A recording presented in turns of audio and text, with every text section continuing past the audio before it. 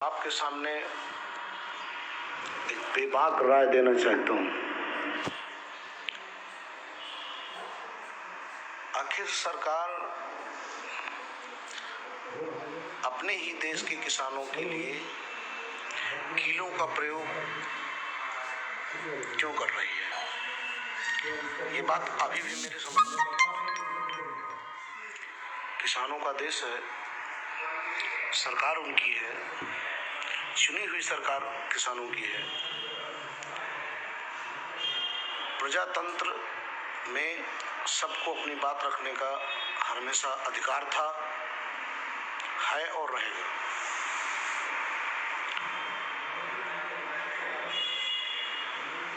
परंतु एक बात बिल्कुल समझ में नहीं आती कि आखिर सरकार ऐसा क्यों जिद पर अड़ी है? क्या जिद है? अरे भाई, अपने देश के किसान हैं, आपको चुना है। अगर बिल पसंद नहीं है तो क्या दिक्कत है? उसे वापस करिए। जो चीज उन्हें पसंद हो, जो चीज उनके समझ में आ रही हो, उसको लागू करें, या फिर उनके बीच पहुंचिए, किसानों को समझाइए कि किसान आपके हित में बिल है, बताइए उनको। जब बिल समझ में नहीं आएगा, आपने गांव के किसानों को शिक्षा दी नहीं है, व्यवस्था है नहीं, तो जो समझ में आ रहा है उस हिसाब से वो विरोध कर रहे हैं। भाई, आप उनको पहले गांव-गांव जा करके समझाइए, और अगर वास्तव में उनके समझ में नहीं आ रहा तो ये कौन सी जिद है जो आज लगभग पूरे देश में 2 महीने से ऊपर लगातार ये जिद काम कर रही है। आखिर इस जिद के पीछे ना तो देश का भला होना है, ना तो किसान का भला होना है, ना सरकार का भला होना है। जब न जनता का भला होना है, ना व्यापारी का भला होना है, किसी का जब भला नहीं होना तो ये जिद क्यों? ये सवाल उठता है। इसलिए जिद छोड़िए और किसान की बात मानिए। अगर किसान को बिल पसंद नहीं है तो वो बिल वापस कर लीजिए, और वापस करना भी चाहिए, क्योंकि जनता से बड़ा कोई नहीं है। जनता वो है जो सरकार बनाती है और बिगाड़ती है।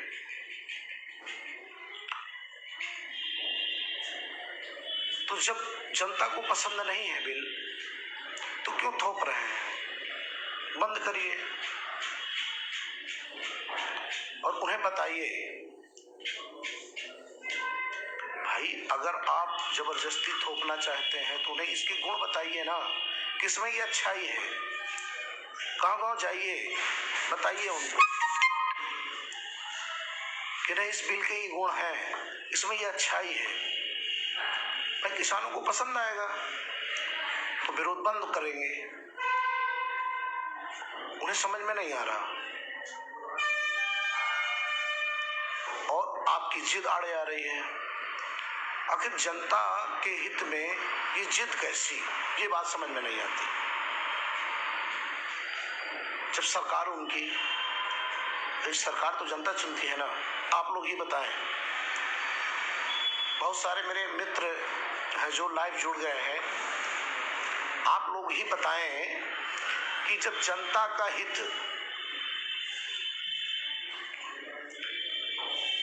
सरकार बनाती है और जनता को पसंद नहीं है तो सरकार उसे बिगाड़े। सीधी सीधी बात है ना।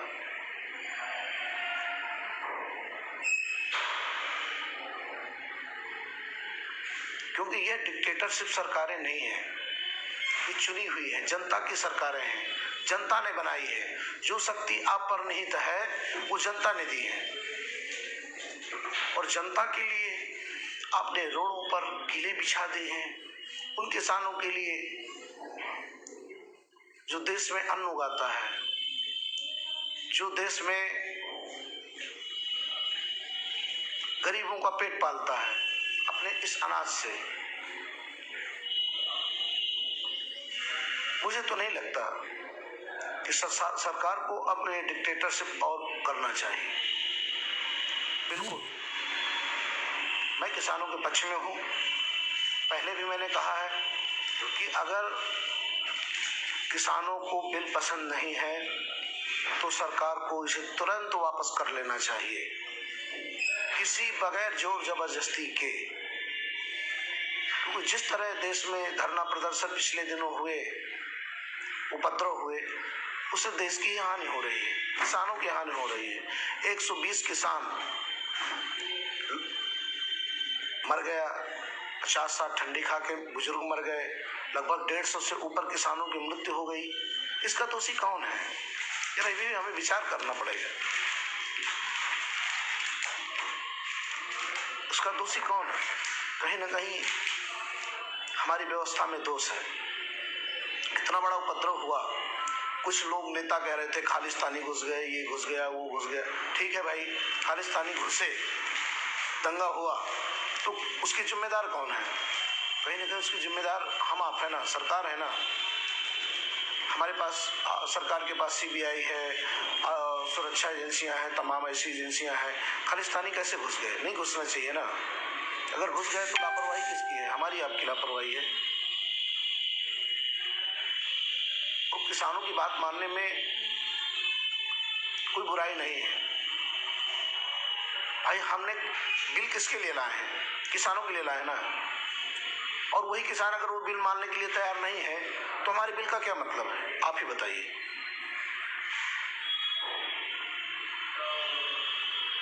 साहब ये जर्मनी नहीं है, ये इंडिया है, और यहाँ डिक्टेटरशिप नहीं लागू होता।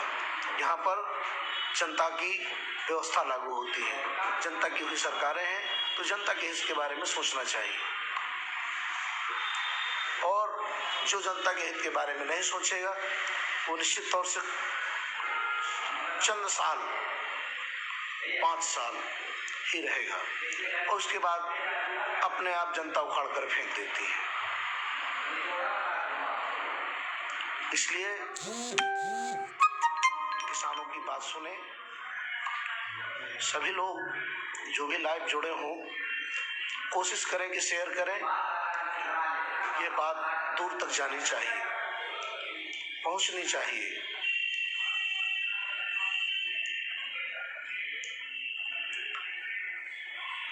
किसानों के दर्द को हमें समझना पड़ेगा।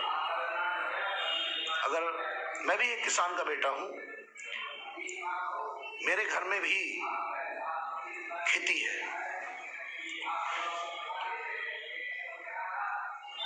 और जब तक किसानों को यह बिल पसंद नहीं आएगा या उन्हें समझ में नहीं आएगा, आप क्यों थोप रहे हैं? मत थोपिए ऐसे बिलों को।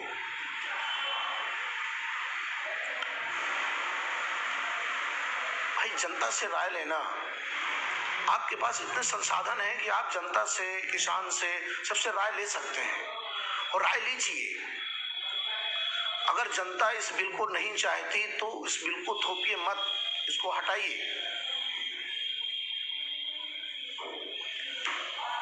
और अगर नहीं हटाएंगे तो आने वाले समय में निश्चित मान के चलिए जनता आपको हटा देगी। और अगर जनता ने आपको हटाया फिर आप दोष दोगे जनता ने सही निर्णय नहीं लिया। अरे आप जनता के हित में निर्णय क्यों नहीं ले रहे? अच्छा आप बताइए, बहुत सारे मेरे मित्र जुड़े हैं, इसमें तरह तरह की पार्टियों के लोग भी होंगे।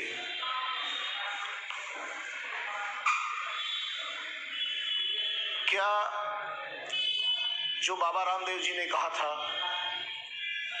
कि काला धन आएगा, एक भी काला धन आया? सच बताइएगा ईमानदारी के साथ।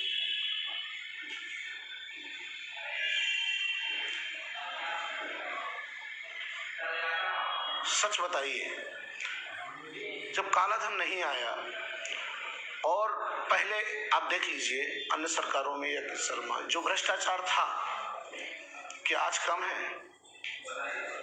कोई कमी आई है भ्रष्टाचार में?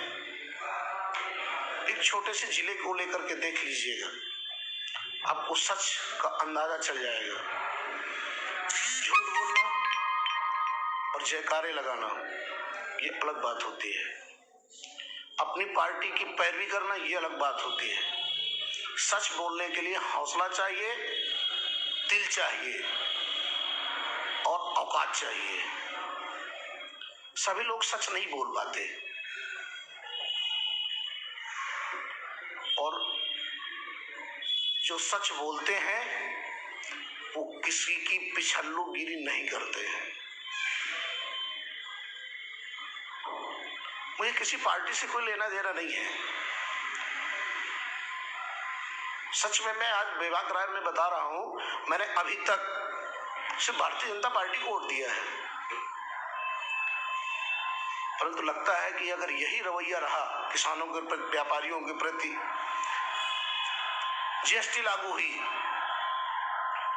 सच बताइए, बहुत सारे मेरे व्यापारी मित्र जुड़े होंगे, क्या जीएसटी आज तक समझ में आई है?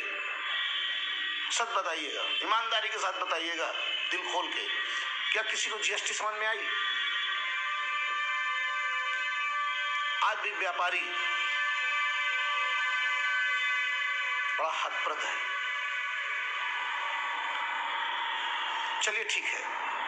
अच्छा ये बताइए, बहुत सारे मेरे मित्र जुड़े हुए हैं, बड़े दूर दूर से लोग जुड़ रहे हैं साथी, सच बताइए, नोटबंदी का कोई भारत में अंतर पड़ा? हाँ, मंदी आ गई, ये अंतर पड़ा। मैं दावे के साथ कहता हूं कि अगर नोटबंदी ना होती तो जो विकास दर की रफ्तार है वो इतनी नहीं गिरती। ये देश जल्दबाजी के निर्णयों से नहीं चलता, इसमें निर्णय बहुत सोच समझ के लेने चाहिए, क्यों देश किसी एक का नहीं है, ये देश हम सब का है, और एक एक व्यक्ति से ये देश बनता है, और इस देश के हर अच्छे बुरे फैसले पर हर व्यक्ति की बेबाक राय लेना जरूरी है। अगर मनमानी तरीके से फैसले लिए जाएंगे तो जो पिछले दिनों चल रहा है, निश्चित तौर से हमारे देश में यही चलता रहेगा। भाई, किसानों के लिए आप बिल ला रहे हैं तो किसानों के बीच में आपको जाना चाहिए, उस बिल को पहले समझाना चाहिए, फिर उसको लागू कर देते, पर नहीं, आपने थोप दिया। अब किसान चिल्ला रहा है तो आप कीले गाड़ रहे हो। अरे इसके पहले किसानों के लिए कभी कीले गाड़ी गई हैं? अरे किसान है भाई, आतंकवादी नहीं है, वो मेरे देश का है, वो अन्न उपजाता है, हमें भी दर्द होता है जब किसान के लिए कीली गाड़ी जाती है।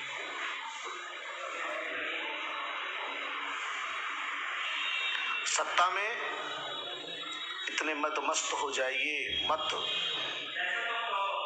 कि आपको अच्छे बुरे की पहचान भी समझ में ना आए।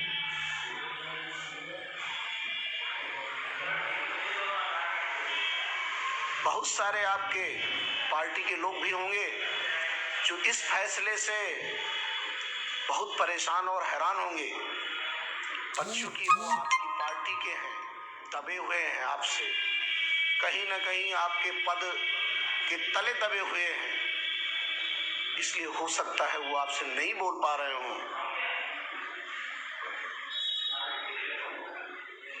बहुत सारी मीडिया है, आप भी जानते हैं, बड़े बड़े अडानी, अंबानी, शर्मा बंधु, बहुत सारे ऐसे लोगों की मीडिया चल रही है, आप भी जानते हैं, वो अपने चैनल बचाकर रखे हुए हैं, क्योंकि उन्हें मालूम है भारत में इस समय डिक्टेटरशिप चल रहा है। उन्हें अच्छी तरह से पता है कि अगर हमने सत्ता के खिलाफ, शासन के खिलाफ कुछ भी बोला तो हमारे चैनल बंद हो जाएंगे। और साहब, पेट की आग बड़ी तपिश देती है और उस पेट की आग के कारण आपकी बात लोग सुन रहे हैं। क्यों? क्योंकि उन्हें पता है कि अगर हमने सच बोला तो सच की आवाज दबा दी जाएगी और सच की आवाज दबाइए मत साहब, वरना आने वाले समय में कोई सच बोलना पसंद भी नहीं करेगा और सच बोलने की हिम्मत भी खत्म हो जाएगी। क्योंकि आने वाले समय में इसी सच की आपको भी जरूरत पड़ेगी। क्योंकि राज, सत्ता हमेशा किसी की नहीं होती है, वक्त बदलते रहते हैं।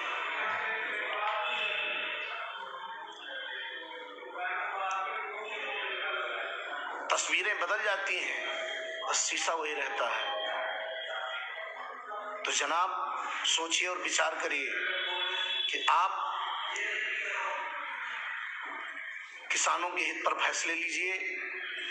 अगर किसानों को ये बिल वास्तव में पसंद नहीं है, नहीं समझ में आ रहा, तो तीनों बिलों को रद्द करिए और ऐसे बिल लाइए जो किसान के हित में हो और किसानों से इस जो बिल लाए जाएं उनके बारे में चर्चा की जाए, उनके हित अहित के बारे में सोचा समझा जाए।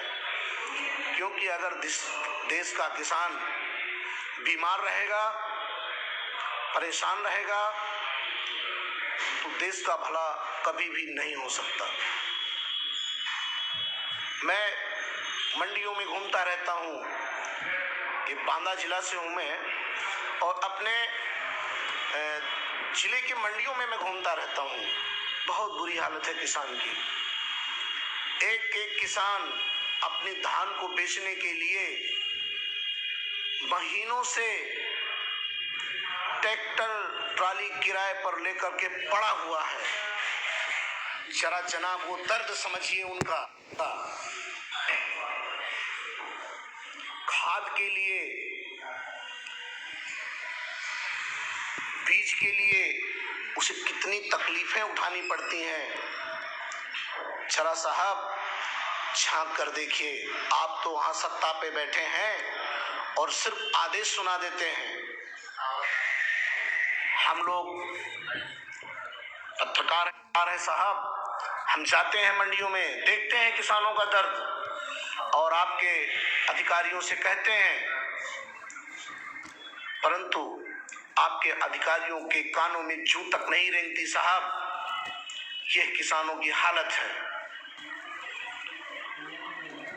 तो जैसी हालत मेरे जिले में है, मैं मानता हूं ऐसी हालत किसानों की पूरे देश में है।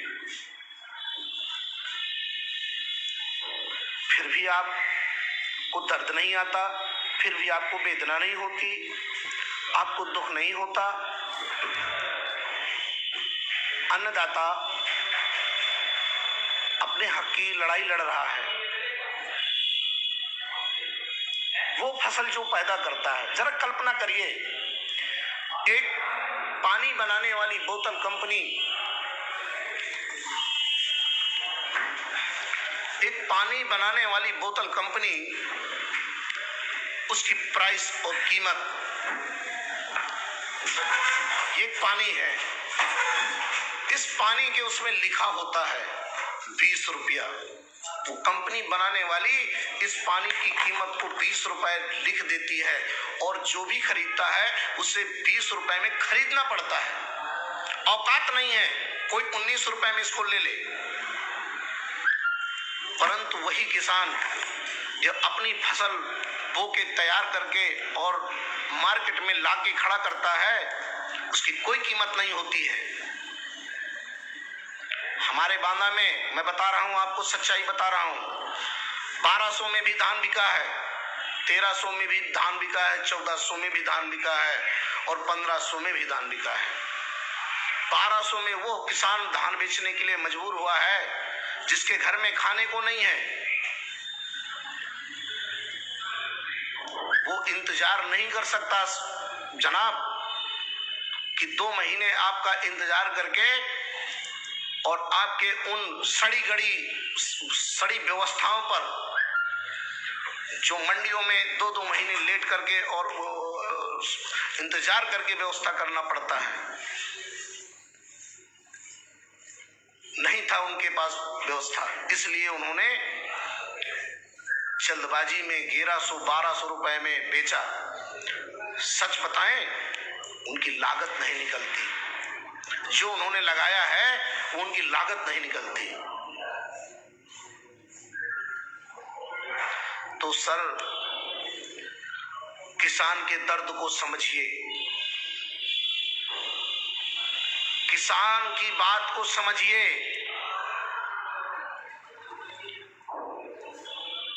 अकड़ उससे दिखाइए जनाब जो अकड़ बर्दाश्त कर ले। अन्नदाता तो अपने हक के लिए लड़ रहा है, उसका हक दे दीजिए साहब। आने वाली नस्लें वरना आपको माफ नहीं करेगी।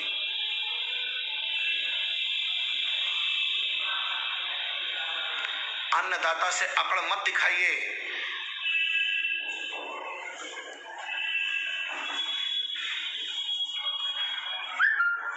क्योंकि आज अन्नदाता रो रहा है, परेशान हो रहा है।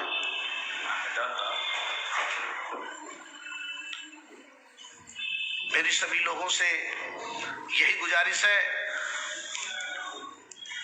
कि किसानों के साथ जी जान लगा करके खुल के खड़े हो जाइए।